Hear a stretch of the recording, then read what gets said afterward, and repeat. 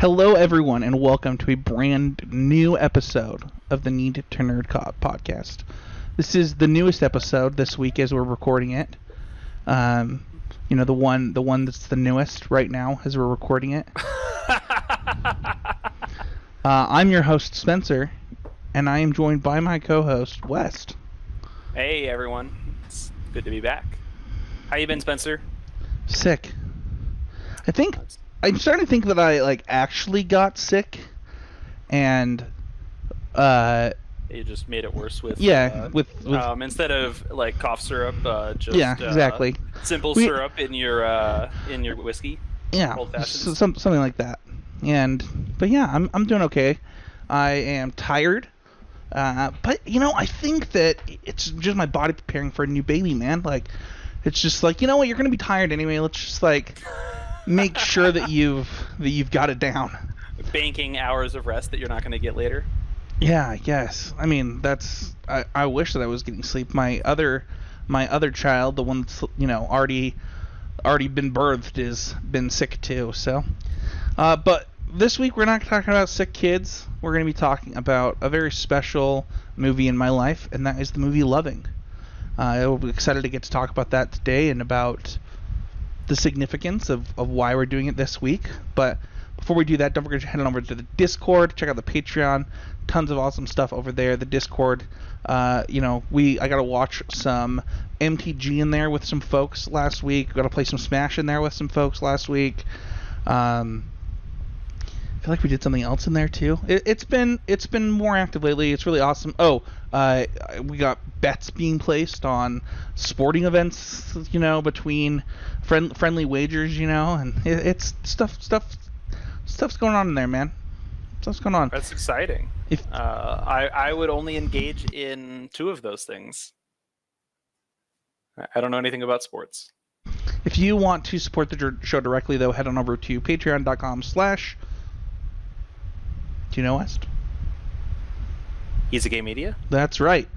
Let us know. Give us some feedback on that. We'd love to see that community grow and pick up and allow us to, grow the show in new and different ways. So, with that being said, we are talking about Loving, and it's my turn to hype it. And I actually wrote something and copied something and edited something for this one. And I feel like this one is a bit different than our usual Hype It segment because there's a strong possibility our listeners haven't seen this work yet and can totally spare the time to just pause this video and go watch it. Yeah, it's on Netflix. I don't really know that, it's possible to be spoiler free in a movie about this, but yeah, it happened. Sorry. But on July, let's hype this up, West. On July 14th, 1958, in the state of Virginia, two people were arrested. Their crime, quote, this is a quote, cohabitating as man and wife against the peace and dignity of the Commonwealth. What is this peace and dignity, you might ask? A white man being married to, quote, a person of color. They were sentenced to 1 year in prison, suspended for 25 years on the condition that they would leave the state and not return together at the same time. After some conversations, these two people, the Lovings and the ACLU, appealed the decision to the U.S. Supreme Court. The Lovings did not attend oral arguments, but their lawyer had a special message from Richard Loving to the court. Tell the court I love my wife, and it is just unfair that I can't live with her in Virginia. This is a story about a love so strong that it changed history forever. A love so strong that we now celebrate a day of love and a day of loving. And that is the story about Loving Day. And is that day as we celebrate it July 14th, or is that a different date? That is June 12th. Coming right up, everyone. Yeah, it is this Friday. And, That can't be right. It's Saturday. Is it Saturday? It's Saturday, you're right. I'm sorry. My birthday is this Thursday, so I have count. Yeah, there we go. Happy birthday. I didn't know that. Yeah. Sorry, I'm trying to hold back tears.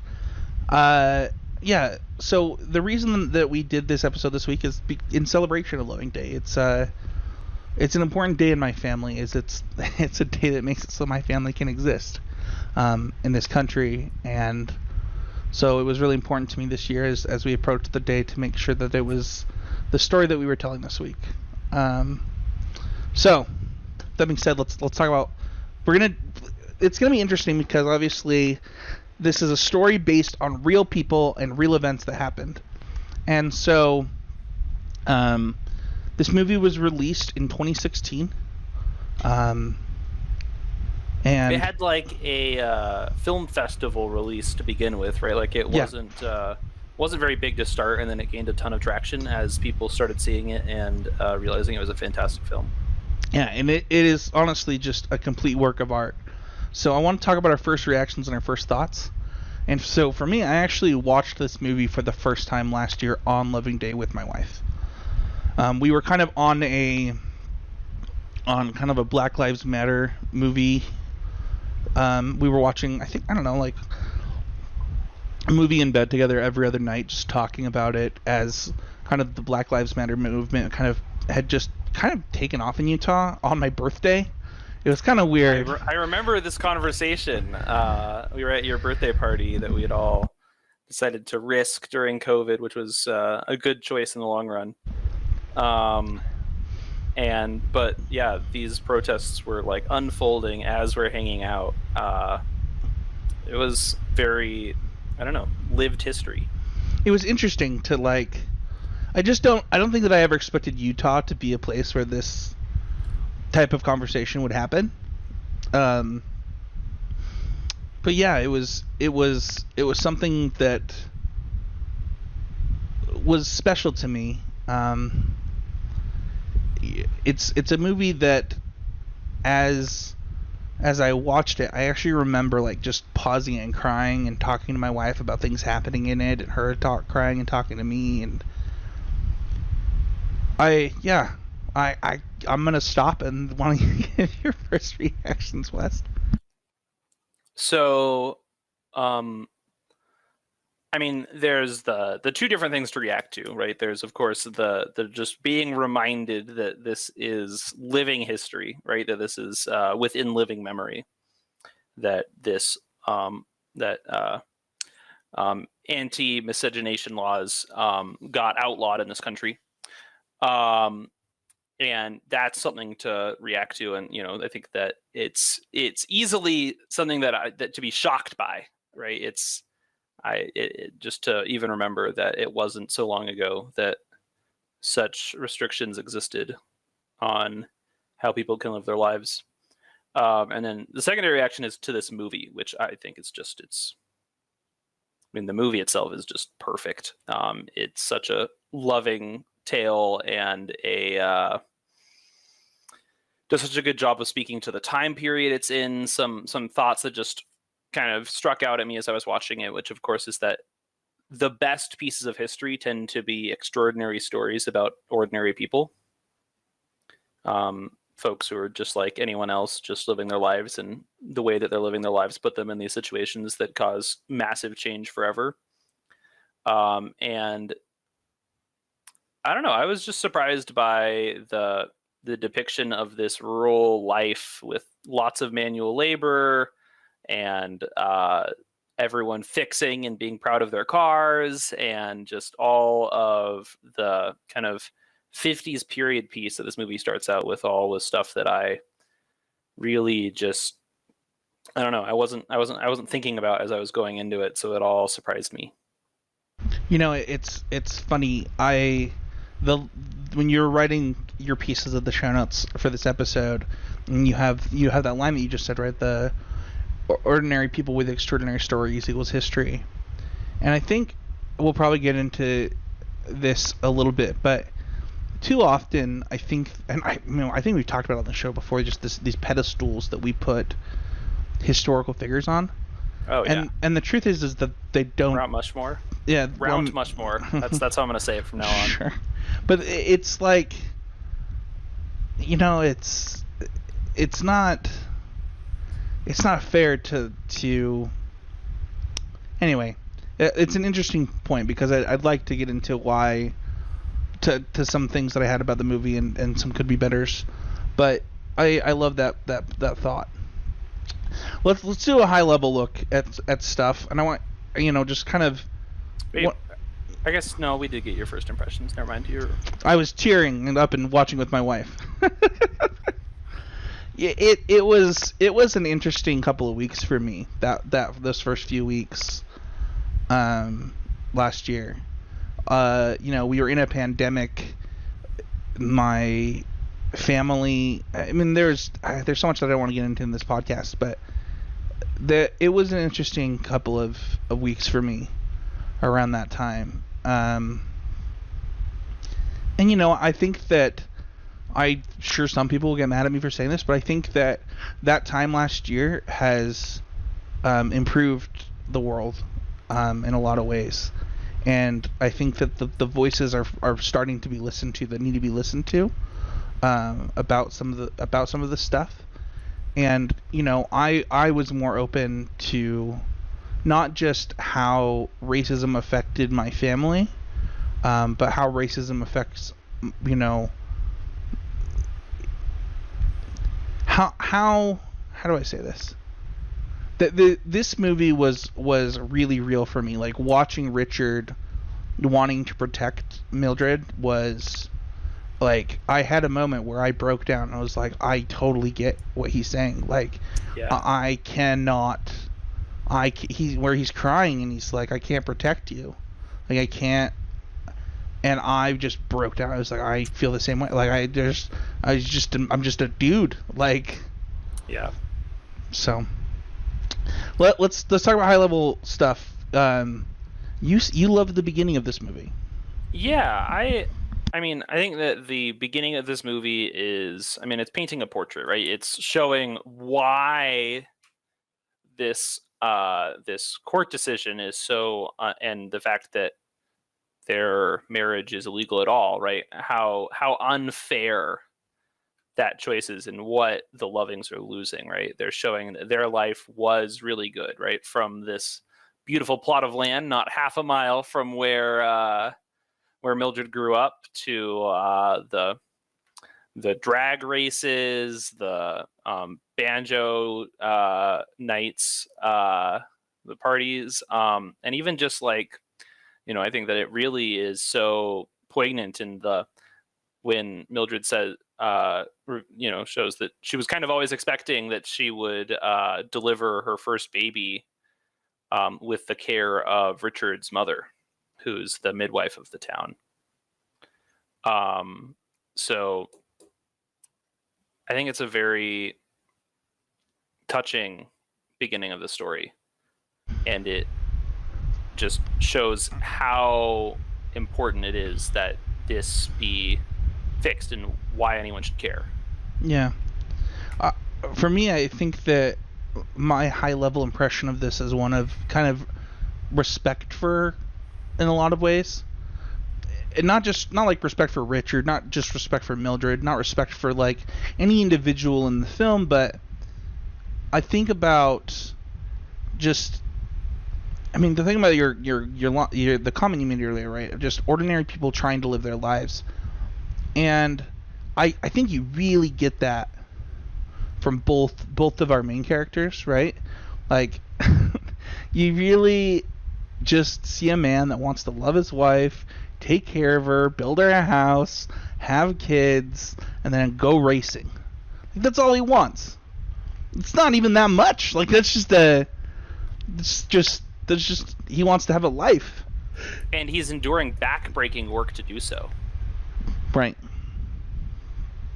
And I see some of the scenes with the kids, and all Mildred wants is to raise her family in her hometown, in the country, away from the hustle and the bustle and all the things that come with the city, where the kids can be like free and safe, right? There's such this feeling of constriction that we see in the depiction of their city life for both Mildred and the kids, right? Like, we see that Richard's off at work and Mildred is enduring there's totally this like fantastic layer of just what the challenges of living as anyone in that time is, whether you are black, whether you're a woman, whatever your marginalization might be, it's still just a really tough time, even outside of being unable to love the person you love, which is so fascinating.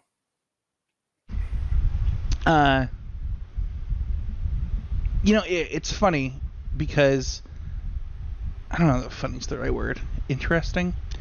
When I look at this and I think about, I was reading quotes from Mildred and some stories about her, and comments that she made, and she made one comment that she's like, I don't know that our story is that special. I don't know if I think that it's just you just look at it and any decent person would just tell you that this is how it should be. We just happen to be the ones that happened to. Well, and the fascinating thing is that this is one of many Supreme Court level cases from this time period where ACLU, Southern Poverty Law Center, and these other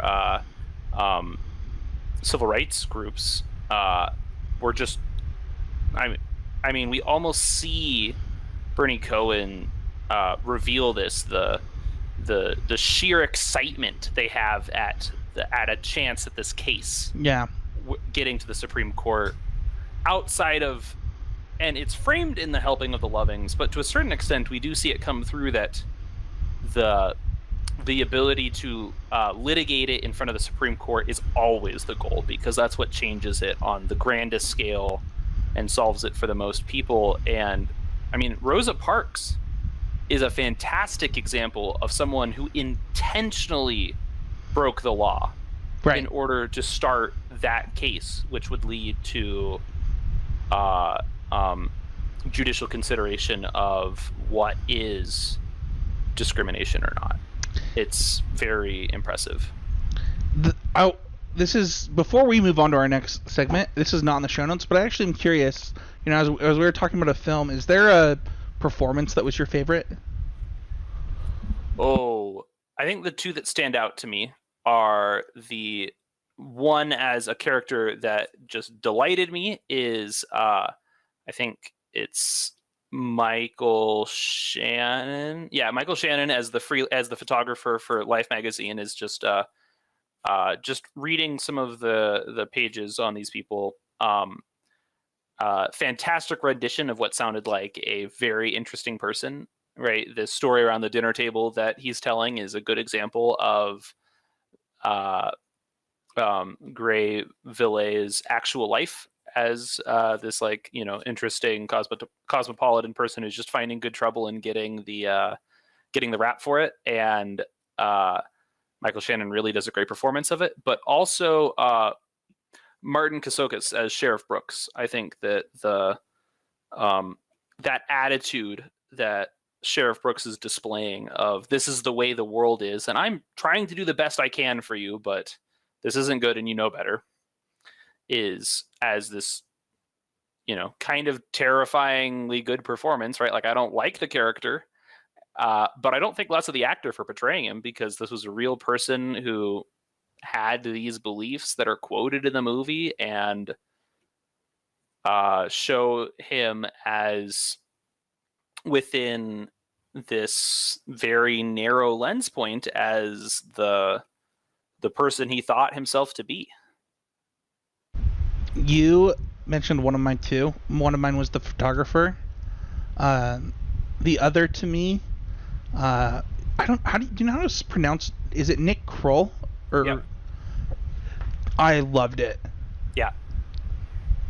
I loved everything about it, and yeah, he plays Bernie Cohen, and he brings this. You talk about that excitement that he brings. It's funny because whenever I see him, I obviously think of the League. It's a TV show about fantasy football, kind of this crude comedy, and I don't know if he's actually Jewish. or not, but he seems to play a Jewish guy in everything he does.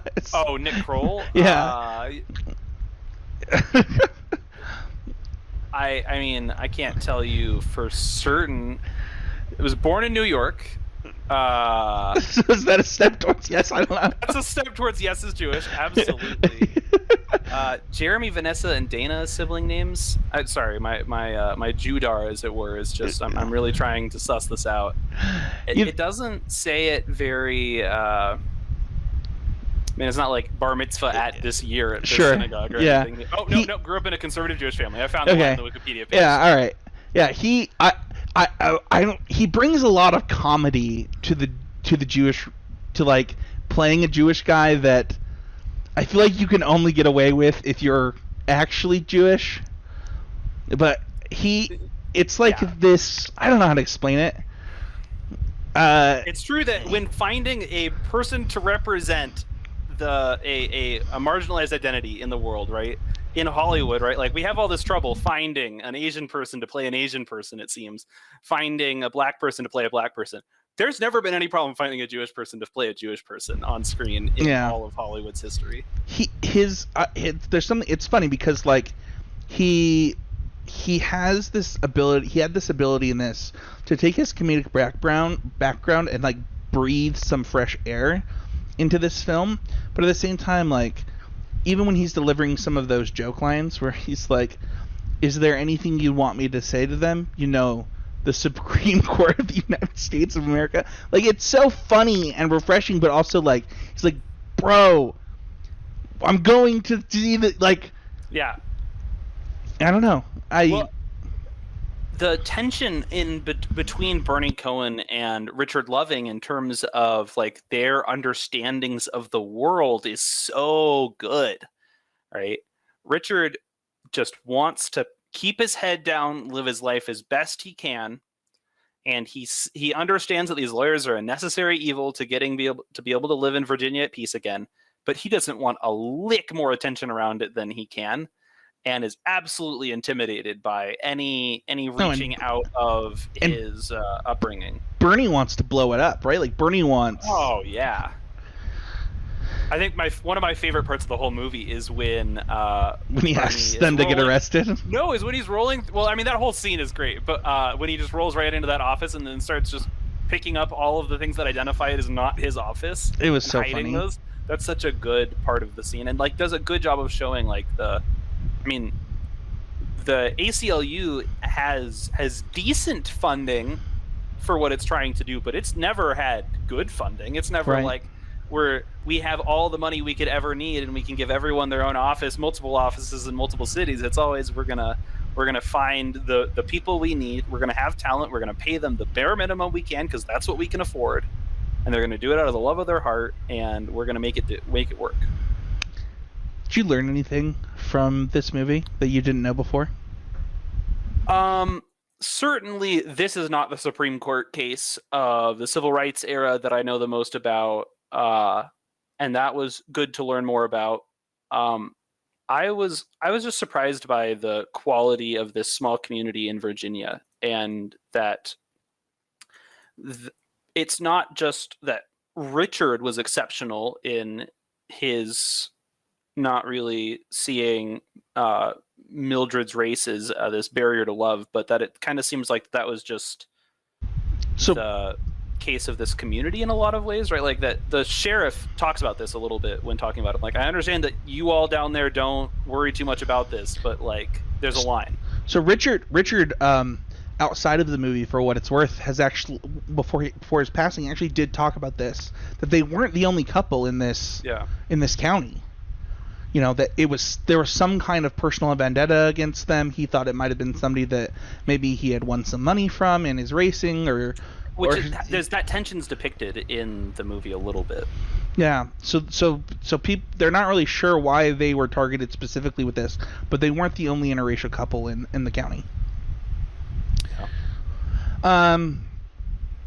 So I have two things that I learned the first time. I didn't realize that it didn't amend the Constitution. Like the way the ruling worked was that the law violated the 14th Amendment because of how the 14th Amendment what the 14th Amendment says. Yeah. It didn't actually change anything to that amendment, which I didn't realize. For some reason, constitutional law, as it's like worked by the Supreme Court, kind of is about expanding the meaning, setting precedents, as in like this piece of law applies here, right? As the way of explaining what is or isn't constitutional. Like, it's not like, you know, someone goes in and furiously scribbles an extra line of code or whatever. Right. It's this understanding of what these things mean. And then the other thing, I don't know why, but in my head, and I blame the U.S. education system for this in a lot of ways, but like I'm always messed up in my head as to when Martin Luther King happened. Yeah. Like Martin Luther King when he's died assassinated, or when he's like living his life. Just when he's doing changes. Martin Luther King stuff. And like he's not killed until a year after this Supreme Court ruling. I mean, I don't think it's a full year because he's assassinated in April and it happens, you know, in June. But the thing is, I mean, Brown versus Board is 1954. Yeah. So like the stretch of the civil rights era is definitely from early 50s, all the way through. I mean, ongoing, of course. Right. But like certainly where the limited education that is often handed out says it stops around when Martin Luther King gets assassinated, but it was going for you know, many years before that. And I think the thing that I want to express in all of this is, you know, Martin Luther King is another one where people like the amount of a pedestal that we put any individual on is so easily broken, and we need to stop doing it. Like, we have to stop. Yeah. Even in this film, like there's moments where they try to like shake your confidence in Richard, and it really bugs me. Where it's like I don't know, like another good example of this is the Richard's actual mother didn't like her depiction, or in another version of this storytelling. Mm-hmm. And you know, she'll say things like, I never said some of these type of things. Like, I always was open to Mildred and that kind of stuff. And I don't know. I think that I wish that we could learn to just love like facts. Like, I don't know. I wish we didn't have to like cause tension for a character that wasn't there, or I wish that we didn't have to make it seem like X character is perfect and never makes any mistakes. Or person, even. Like, we're not even talking about characters, we're talking about actual people here. Yeah. It's just, I don't know. The thing is that like people have become really used to knowing that like there's plenty of you know, colored photographs of Martin Luther King. Like, why don't we show them?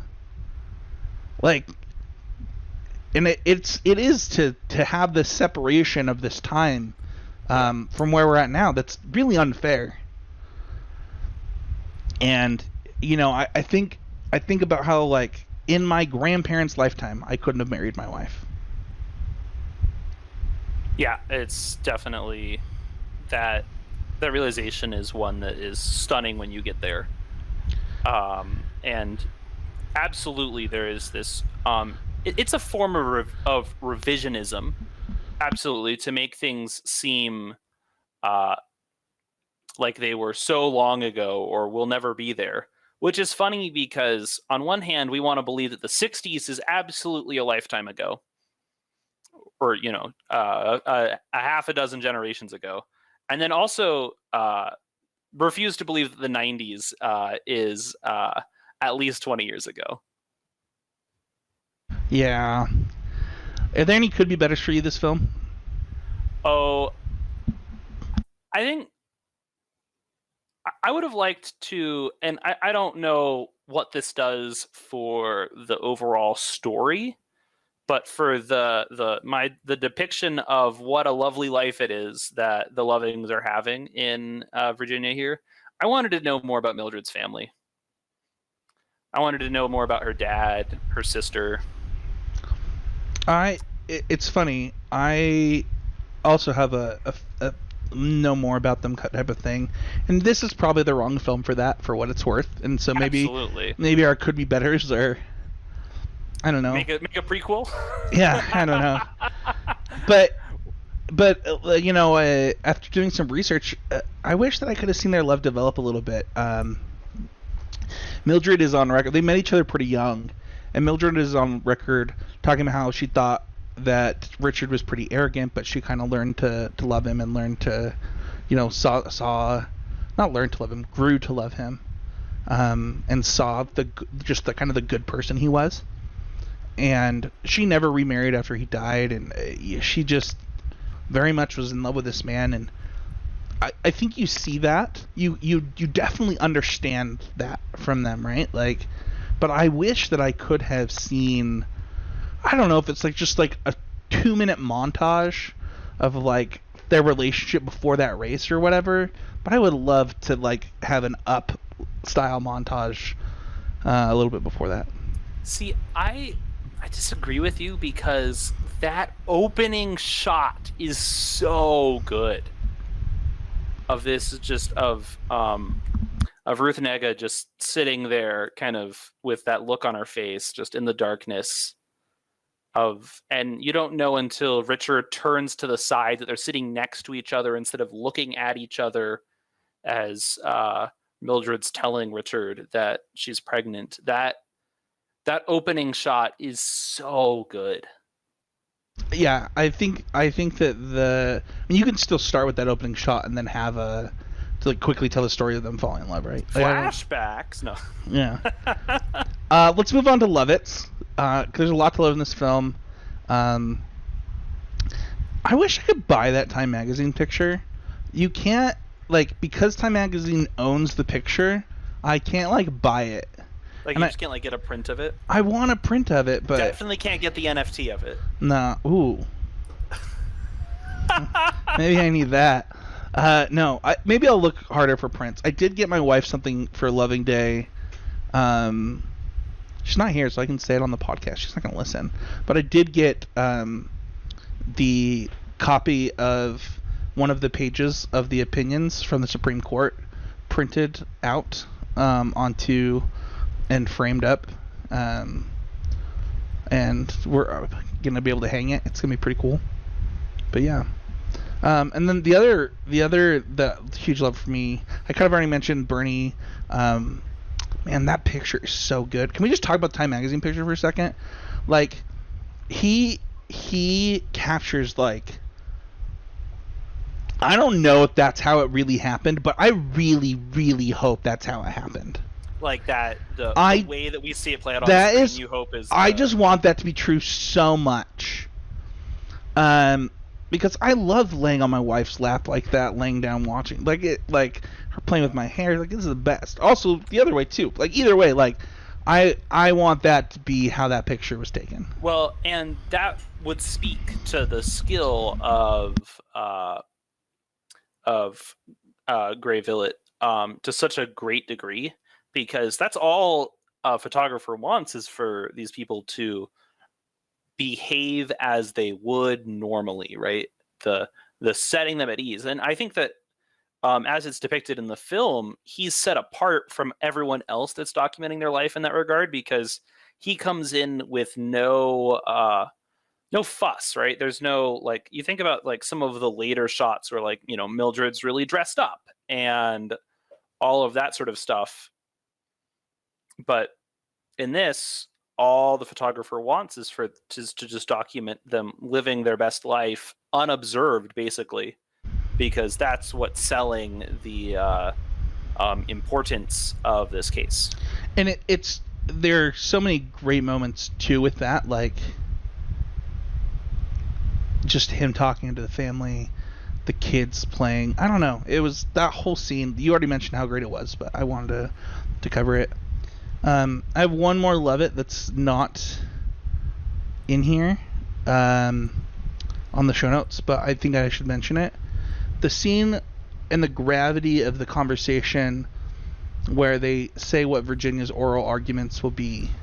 Yeah. It's rough. Mm-hmm. It's one that definitely brought tears to both my wife and my eyes when watching it the first time, and again when we watched it together this year. So yeah, definitely.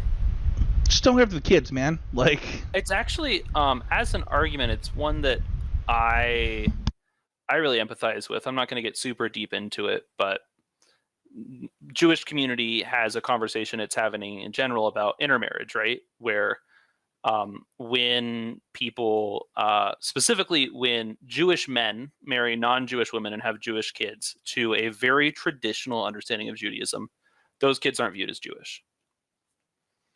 And so and that's happening more and more. And what that means over time for these two different, kind of groups of Judaism, one that feels Jewish and the other that doesn't view him as Jewish, what does that mean over time is an ongoing conversation. So I really can sort of empathize, and it feels very real to me, this conversation of what is it fair to have these children? And obviously they exist. They're very grateful.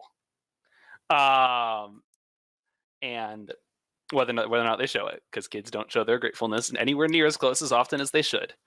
But it's totally this, devastating sort of moment to say, because it's absolutely, as that, of course, that's the case. That's the case that's going to win the heart and the minds of people. Maybe. What about you? What were your big love-its? I think that every interaction Richard has with his mother, outside of the one where she condemns him in the movie, is really funny. Just like 3 words but a ton of love, and the lack of saying anything about it is a big part of the conveying it. Or when the scene where Richard has just been bailed out and gets home and is immediately put to work in this birth that is happening is just a great scene. I really love that depiction. I think that in general the acting is amazing. I think that Joel Edgerton does a fantastic job playing Richard Loving. Ruth Negga does a fantastic job playing Mildred. Both of them are actors whose careers have done a lot more since then, which is great. But their skills really come to show in this movie. I don't know. Clearly there is just a garage somewhere in Hollywood of just old cars, and lots of them, and that's really cool to see them pulled out and used. I'm not gonna lie, I did not realize that is Owen Lars from yeah, that's great. No, it does not come through very well, but yeah, that's too funny. That is Owen Lars from Attack of the Clones. Yeah. And he will be in Revenge of the Sith, and he will be in Obi-Wan Kenobi, the TV series. Yeah, that's pretty cool. Won't ever be. Both have serious nerd cred. Both of these actors have serious nerd cred. Ruth Negga's in like Agents of Shields and stuff. It's World War Z. Yeah. The Warcraft movie. I did not see that. Yeah. That's fair enough. Yeah. So huge. I just want to also say, like, I agree about the acting thing. This movie, it's funny because we talked about how things would take me out of it in our last episode. There are not those moments in this movie. The closest is maybe Bernie Cohen lines, but even then it's not really gonna do it. No, it definitely didn't for me.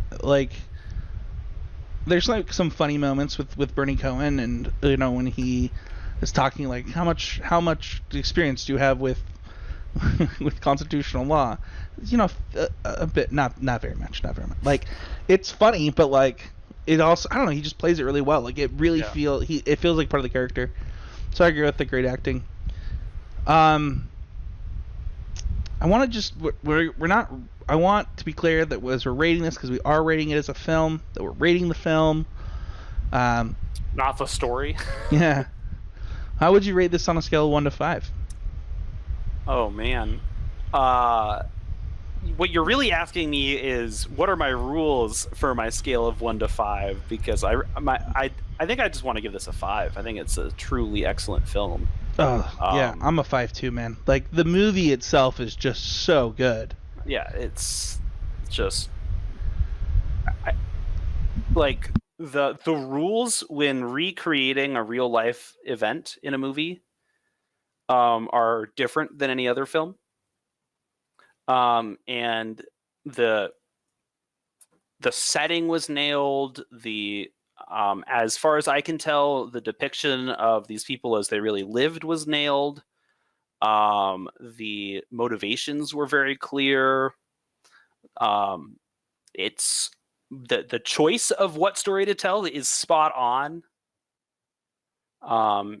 And you know, from the beginning shot to the end shot, when they show the true photo from the Life magazine article, all of it's amazing. Yeah, I this is like, if not my number 1 favorite movie of all time at this point, it's really high up there for me. Like, and it's personal, it's relatable, it does a good job of telling a story of a real life event. I don't know, it really captured me. And if you have this story that can capture people and make them care about this stuff, that's good. That's a good thing. That's good for the future. And it doesn't, I don't think that it like necessarily sugarcoats anything or you know, it doesn't hurt.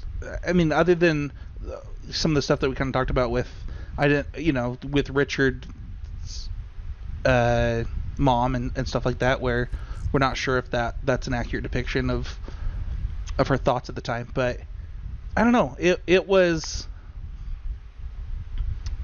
appreciated for me. Like I appreciated this story being told to me this way. It was a great way for me to consume these events, and I recommend anyone to watch it if you've gotten this far and haven't. This episode would be kind of hard to listen to, I think, if you haven't seen this movie, for what it's worth. But yeah, I imagine that some of our anime reviews are possibly listenable if you haven't seen the anime, but this one really just doesn't make sense. I mean, it's a true story, based on a true story. So that's gonna do it for this week's episode. I just want to quickly say, I think this is the first episode we're recording since this. I guess technically, I mean, unless we recorded last Tuesday. But anyway, happy Pride Month, everybody. It's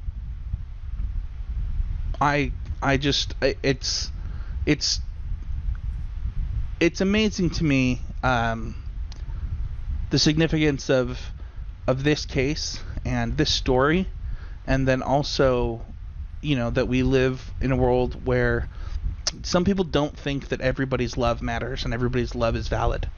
And I just want people to know that I think your love matters. I think your love's valid, and however you want to live your life, and yeah, I just want to say that. Yeah, it's interesting to think about it, because Obergefell versus Hodges, the 2015 Supreme Court decision legalizing gay marriage, is absolutely one that depended on the precedents of this. It was of this case. Yeah, absolutely. And I think that, you know, I mean, if you read the opinions, and I encourage you to do so, just that of what this case said, it is that we are one people. It is that we are one nation. That it matters. Sorry, I'm trying not to cry. And I think that the other thing that I will say before we go is that if you're not if you know somebody who might be celebrating Loving Day, I encourage you to reach out and let them know that you appreciate their love and validate it, because it's an important day. So you can find me at Spencer13H. You can find West at East_monotone. You can find the show at Need to Turn Nerd Pod on Twitter. You can find us on every podcasting platform. I'm pretty sure every one of them, most of them. If you can't find us, let us know. We'll fix it. I don't know how you're listening if you can't, but yeah. Creative. Like, subscribe, review. Those are all really helpful. They're the best way to support the show. If you want to support the show directly, head on over to Patreon. Thank you everybody so much. And yeah, I hope you all loved this episode.